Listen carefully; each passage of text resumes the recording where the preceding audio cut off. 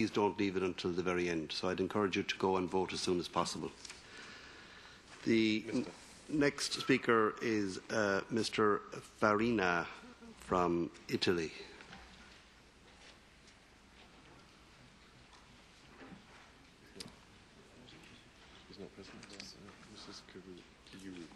Not present, so I now call on Mrs. Kiru from Finland.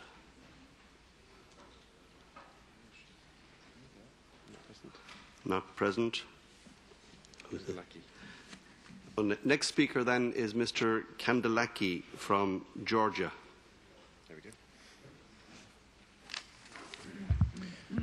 Thank you, Chairman. First, I want to start, of course, by thanking Mr. Marty for the excellent work he has done and for very courageous work he has been doing for years to let these stories that occur in the region be known. Well, in discussing the current situation, we should not lose the context. Of course, what is happening is very important, but equally important is what has happened, and what has happened recently, very recently. Yesterday we have heard stories of a number of victims of terrible crimes committed in the North Caucasus.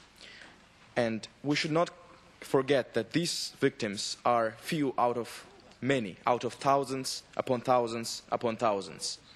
We also heard from representatives of a number of Russian human rights organizations that the overall number of death toll as a result of the civilian death toll of 2 Chechen wars and afterwards is around 100,000 civilians. This is a terribly, terribly, terribly big number. By any criterion in the world, this qualifies as mass murder.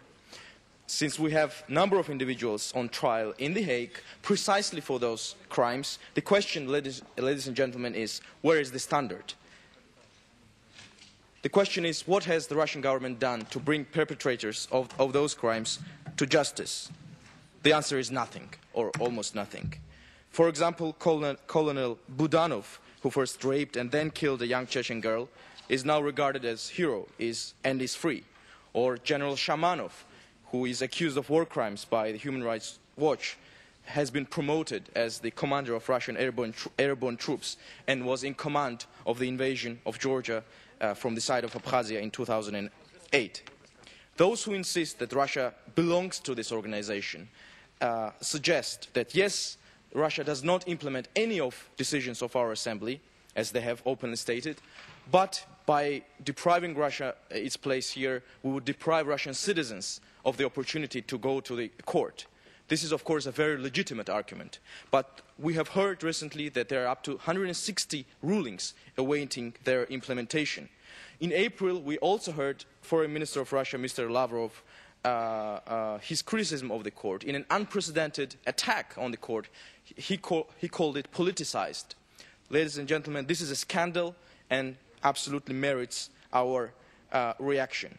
On top of that, of course, in January, we heard a report from the UN Committee Against Torture on secret prisons in Northern Caucasus. This question also must be addressed.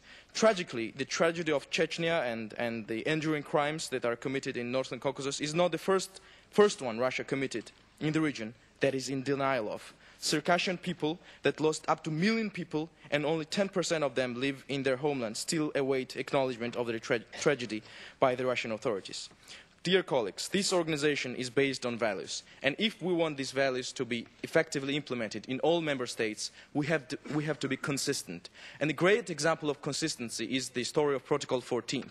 Only as a result of consistent pressure upon the Russian Federation, it in the end ratified this protocol. So the lesson there is that without consistent pressure upon Russia, without showing principality, we cannot achieve results with this country. Thank you.